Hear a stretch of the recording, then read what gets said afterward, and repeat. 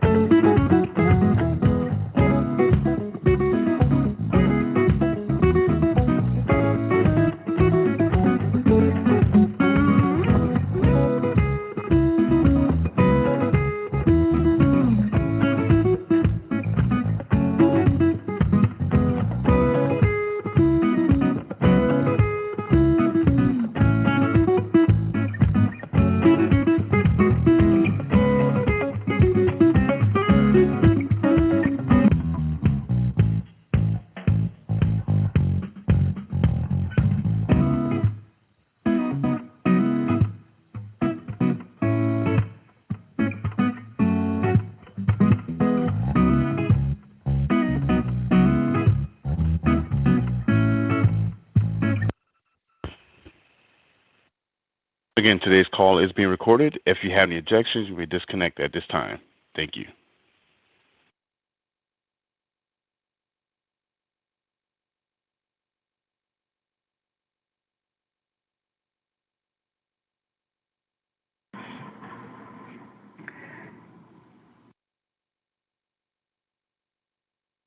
I'll wait for you, Cedric, to tell us we're ready to go. You are live. Hello, everybody, and welcome to this media telecon about our newest NASA mission, PREFIRE. My name is Karen Fox. I'm with the Office of Communications at NASA here at headquarters in Washington, D.C., and we're going to be talking today about a new mission within the Earth Sciences Division that is called PREFIRE. It is made of 2 CubeSats, which will be studying what's going on at the poles. You'll hear a lot more about that today. The first CubeSat is scheduled to launch on May 22nd via the launch provider of Rocket Lab down in New Zealand. We have 4 speakers who will be introducing, starting off with a few comments, and then we'll take question and answers afterwards. Our speakers today are Karen St. Germain, who is the Director of the Earth Science Division at NASA headquarters. We have Mary White, who is the Project Manager for PREFIRE at NASA's Jet Propulsion Laboratory in Southern California. We have Tristan L'Ecuyer, who is the Principal Investigator for PREFIRE at the University of Wisconsin-Madison.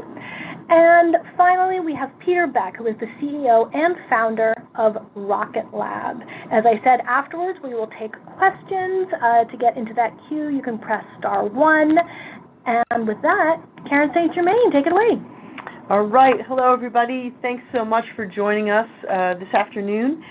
I'm going to speak to you just for a few minutes about how PREFIRE fits into the larger Earth science portfolio.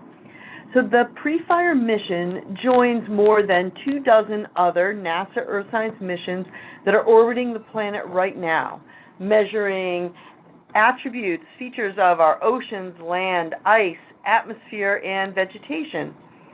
The scientific research and analysis from these missions enables us to better understand how the whole Earth works as a system.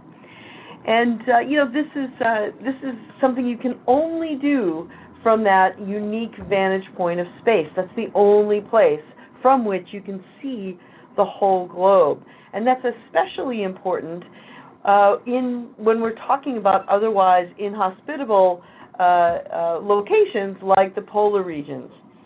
So even though PREFIRE has fire in the name, it is actually a polar-focused mission.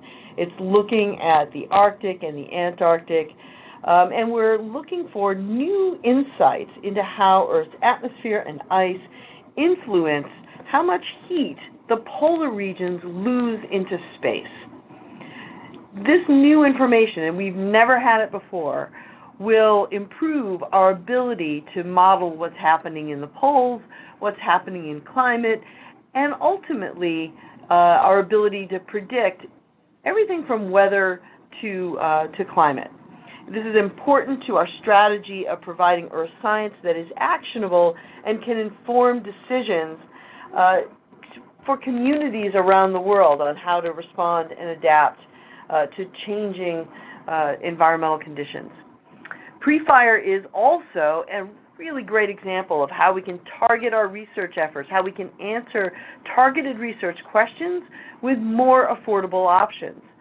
CubeSats like PREFIRE represent the flexibility in our efforts to reach space. It's a much smaller payload with launch services provided by a commercial partner, all at a lower cost. So this can be really key, especially for answering these really targeted questions.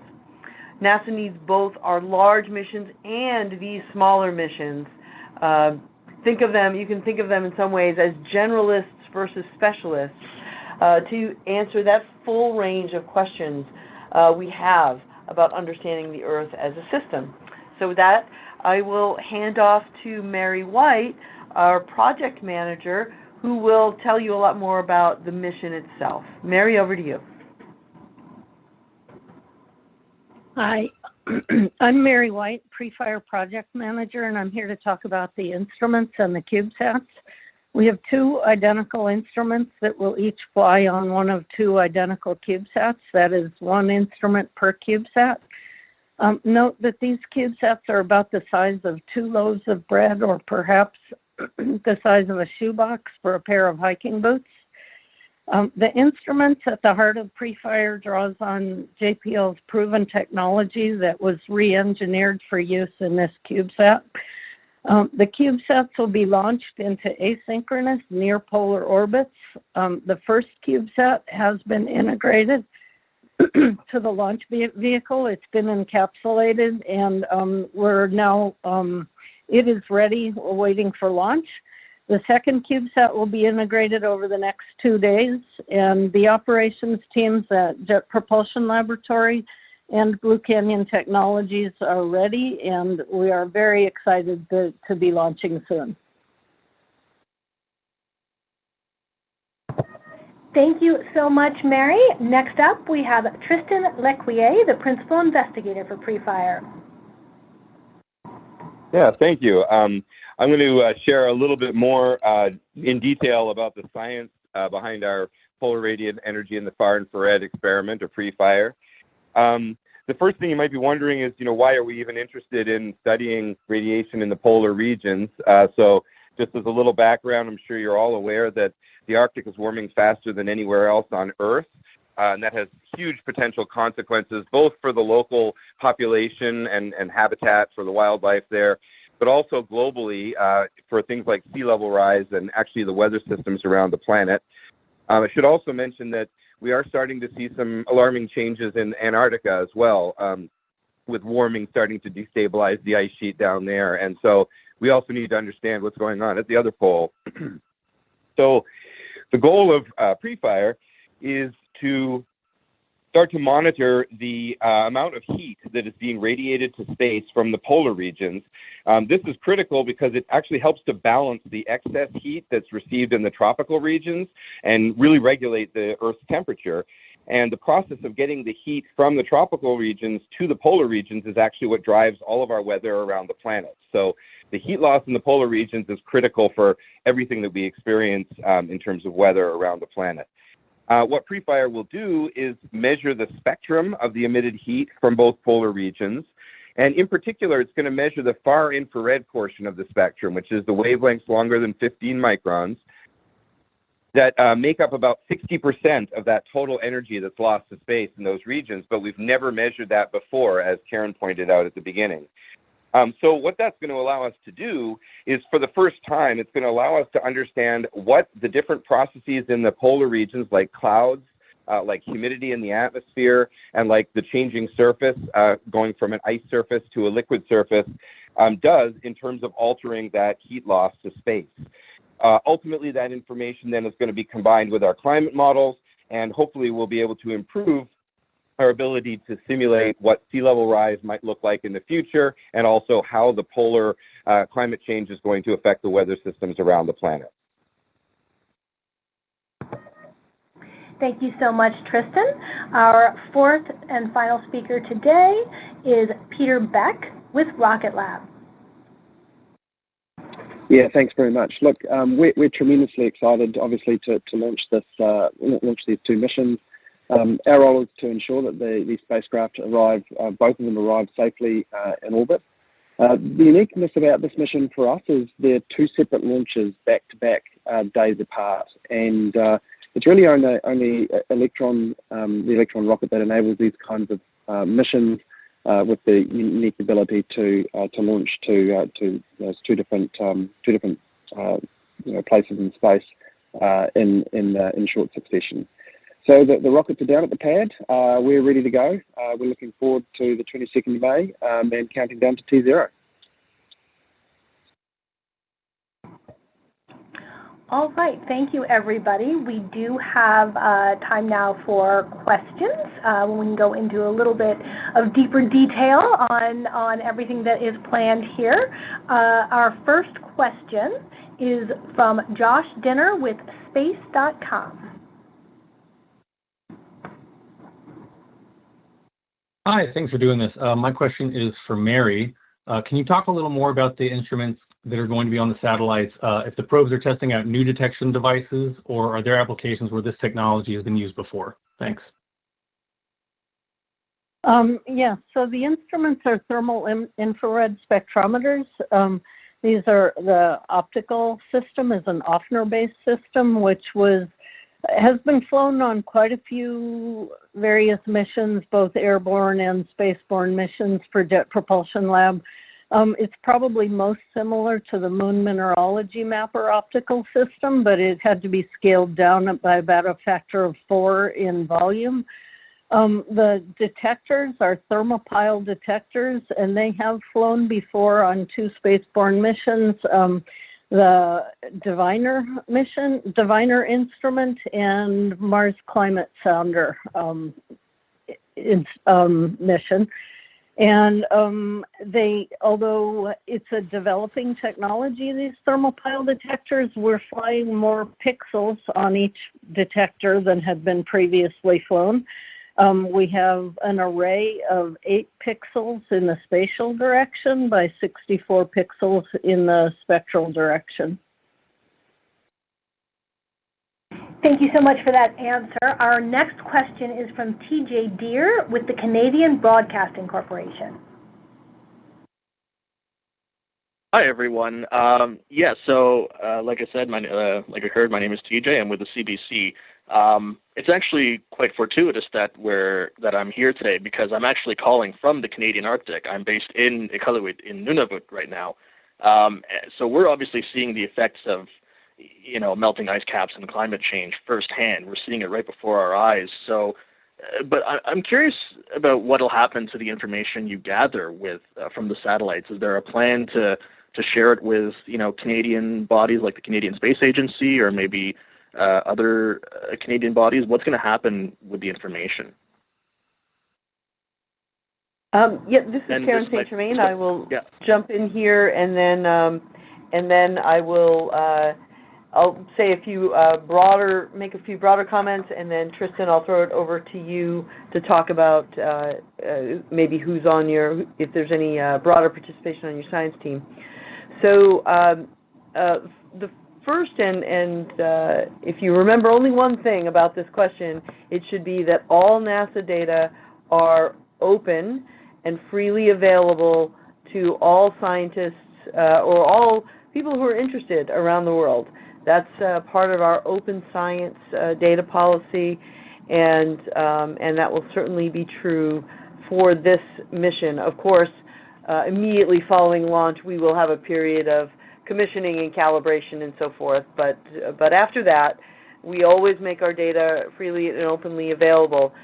And then, the other thing is one of the major focuses of the Earth Science program in general is to drive our science insights and information out into communities who can make use of them. And we have and are always looking to create new partnerships with folks who are interested in participating with us on that. So that's the broader answer.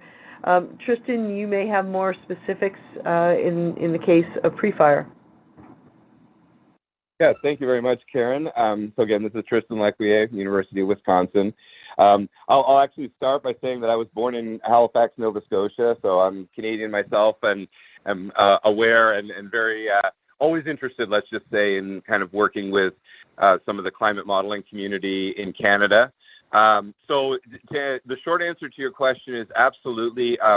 We have some connections already with some of the climate modeling groups in Canada, the people that run the CAN-ESM model, so the Canadian climate model. I also have some connections with people at the University of Toronto and at McGill University who are very interested in getting their hands on the data to understand, again, this far infrared portion of the spectrum that we've never been able to measure before, the 60% or so of the energy that's being emitted from the polar regions, which really plays a critical role in how fast the Arctic is warming relative to the rest of the planet, and how quickly glacial ice will melt, raising the sea level, and also how quickly the ice around the archipelago in northern Canada is going to recede, and whether or not that will open up shipping lanes and things like that in the future.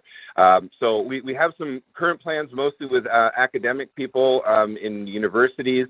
As Karen said, the data will become freely available to everybody who wants to look at it. And I would actually also be very interested in trying to make connections with some of the other agencies in Canada that maybe deal with the commercial sector and shipping in the Arctic region. So I'm happy to work with anybody who wants to, and I do have some connections already up there. Hopefully that answers your question. Yeah, that was great. Thanks very much. And this is Karen. I can jump back in because there's a couple other things I should have probably mentioned. NASA has an ongoing collaboration with the Canadian Space Agency on related work, including our atmosphere observing system, which is a larger set of missions that are in development now. And in particular, the Canadian Space Agency is working on a mission an instrument called PREFIRE, which is thin ice cloud in far infrared emissions. So we have a broader collaboration with our Canadian counterparts that always does involve exchange of data, but also in the future exchange of hardware and collaborating on flight missions as well. Perfect. Thanks very much. All right. Next up, we have Jeff Faust with Space News. Good afternoon.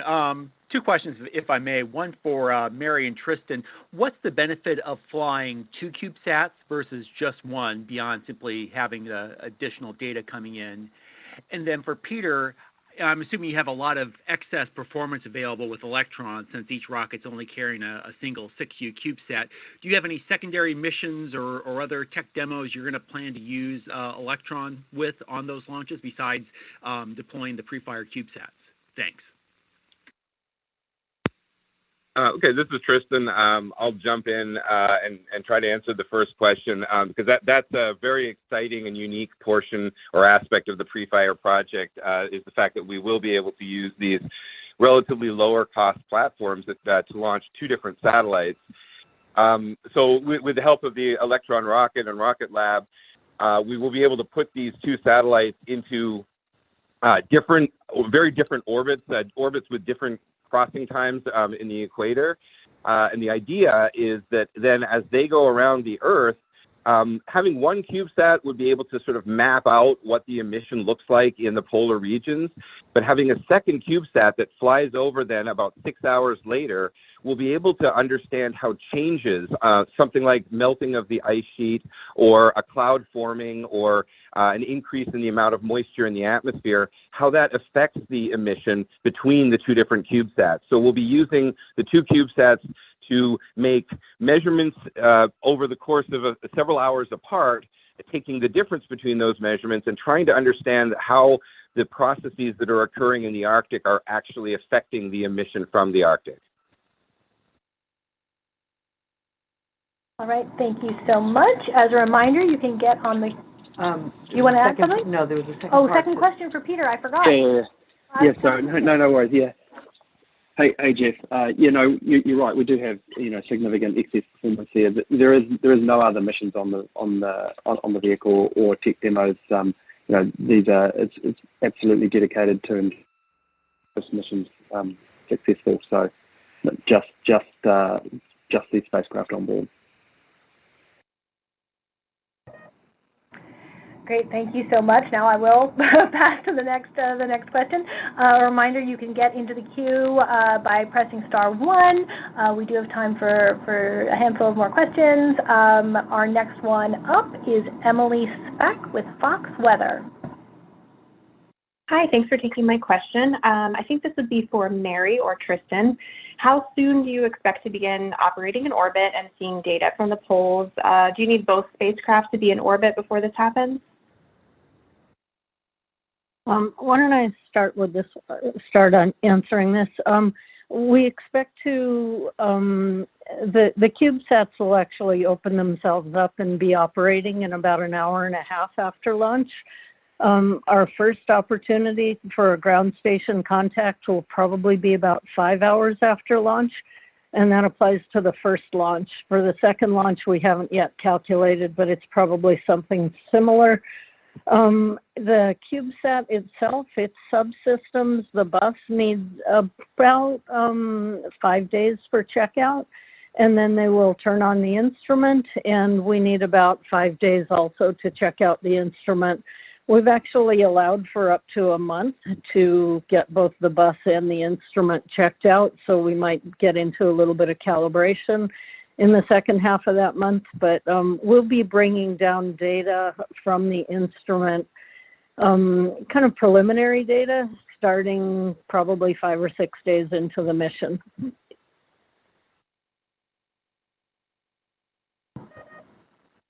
And then I guess maybe I can add to that, even that preliminary data is going to take a little bit of time to sort out and make sure that it's looking correct. And then we have a series of other algorithms, I guess you'd call them, that are going to process that data to try to understand aspects of the polar climate. So that'll take a little bit longer, but at the end of a couple of months, we do hope to be able to have new observations of what the clouds look like in the Arctic, what the surface characteristics look like, whether the ice sheet is melting or whether it's refreezing, and then also information about moisture in the Arctic, which is something that's very difficult to measure. As Karen pointed out, very hard to measure from the ground because it's very inhospitable there, but also very difficult to measure using any other existing satellite.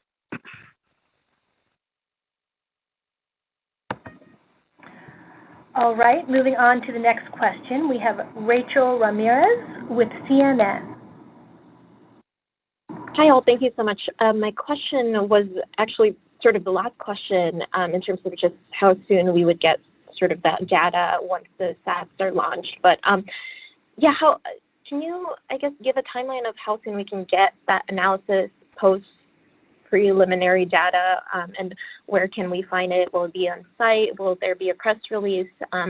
Just trying to get more information on that timeline. And then just the second part, and Tristan already touched on this a little bit, but I was hoping you could sort of expand more on how, that data can be used to improve or add to the accuracy of climate models, especially when we're telling stories about extreme events like wildfires or heat waves in the Arctic and whatnot. Thank you.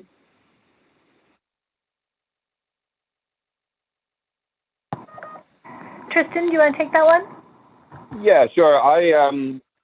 The first part in terms of the timeline, we do have plans, and I've been working with some of the people at NASA headquarters and at the Jet Propulsion Lab on this to release some imagery of the observations, the measurements that we make within hopefully about a month after launch. It's hard to promise an exact timeline on this because all of the programs that we've developed to analyze the data were developed without actually looking at real data. So we do have a whole bunch of different products developed, but we have to make sure that they're actually working before we release it to the public. But the goal is to have that sometime over the summer. Excuse me. But the answer to the climate model question is actually an excellent question. So we do have 2 climate modelers on the science team for PREFIRE. that's a fairly unique, again, feature of this mission is that we've incorporated a modeling group directly into the observation community here. And the goal is that we have some assumptions that climate models make about what ice surfaces do in terms of their emission, what the clouds in the polar regions look like. They're based on some aircraft observations from a couple of different projects that have gone on in the Arctic. But we've had this lack of information about that very critical region of the spectrum, these longer wavelengths, the far infrared, that we really don't have any observations about. So everything that is done in the climate model is typically based on a theory and not really verified using real observations. So the goal is working with these climate modeling teams is to actually, once we make the observations, directly give them that information so that they can improve those aspects of the climate model and make sure that the model is doing what we're observing from space. And then the climate modeling community can go ahead and do their usual experiments where they simulate future climate 100 years from now, 50 years from now, when carbon dioxide increases by maybe another, a few hundred parts per million. And they can see then how this new information has affected the temperature in the Arctic, the speed at which the glaciers in the Arctic are melting, and the speed at which sea level is rising. And then you mentioned some other impacts. I'm glad you said that. They'll also be able to see whether or not the new information we provide changes the forecast for how many wildfires we might see, how dry it might become in certain regions, or how wet it might become in other regions, and how much snowfall we may be seeing, or what lack of snowfall we may actually end up encountering because of climate change, and then also how the coastal communities might be impacted by the sea level rise. So there's a lot of things that the climate model community then can answer once they have our observations incorporated into their models. Rachel, this is Karen St. Germain. I just wanted to that was a great explanation, Tristan, and just to sort of amplify, one of the key things and one of the reasons we're so happy you all joined us today to try to help us tell the story is that I think generally people think what happens in the Arctic is far away and doesn't affect our lives. And I think in a lot of the ways that Tristan just mentioned, what happens in the Arctic really does affect lives around the world, and in pretty direct ways through weather and water availability and food security and that sort of thing. So really appreciate you drawing out the science question there.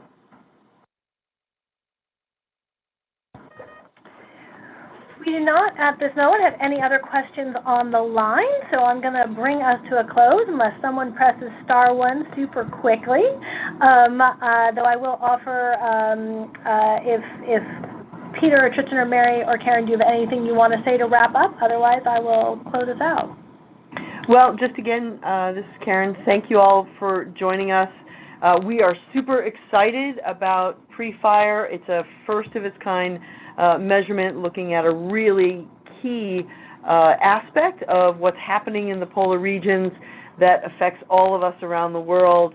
And we're thrilled to have the launch coming up and can't wait to see what we learn from this new mission. Anyone else have a last comment? If not, let me just finish us up by saying you can learn more about the mission at science.nasa.gov/mission/PREFIRE. There will be coverage from Rocket Lab of the launch in the U.S. in the wee hours of the morning of May 22nd, but May 22nd in general, wherever you are. We are going to finish us up. You can get a recording of it via emails that we have sent previously, and otherwise we are finished for now. So go NASA, go Electron, go PREFIRE. Thank you, and that concludes today's conference. You may all disconnect at this time. Speakers, you may stand by for a post-conference.